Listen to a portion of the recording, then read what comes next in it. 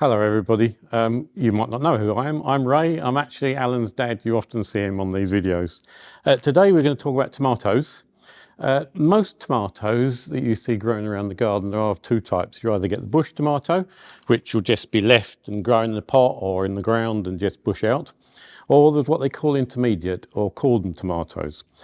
The majority of tomatoes that we all grow are the intermediate type. There's a couple of ways of growing them. You can grow them up a cane, which is probably the easiest in the garden, because then you just need something to tie it to so you keep it straight as you go up. What we tend to do in the glass house is we'll tie them up to wires above. You tie the string round the plant, and then as the plant grows, we'll twist it round the plant. And with the majority of plants, you'll find they'll follow the sun, so you'll always go round clockwise. There's the odd plant, like runner bean, that goes the other way, but the majority goes clockwise.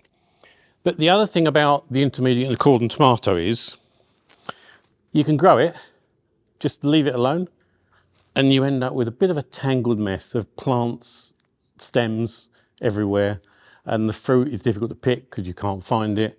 The light can't get to the fruit, so it doesn't ripen so well. So what you should do with tomatoes like this, so I'll show you this one over here. As it grows up, between the leaves, you get these side shoots. And each of these side shoots, you just slide to the side and snap them off. So what you're aiming to do, they can be that small when you pull them off, they can be a bit bigger, but you're aiming for one stem going up and then the fruit coming off the side. Just watch when you're doing it. I can't show you any here because, perhaps I can show you here. Watch when you're doing it that you don't pull off the actual side part that is producing the fruit. So slightly is different stem. It's not next to a leaf. It's not in between that gap where the leaf hits the stem. If you pull that off, you end up with no tomatoes. If there's any questions you want to ask, please don't hesitate to ask. Thank you. Bye.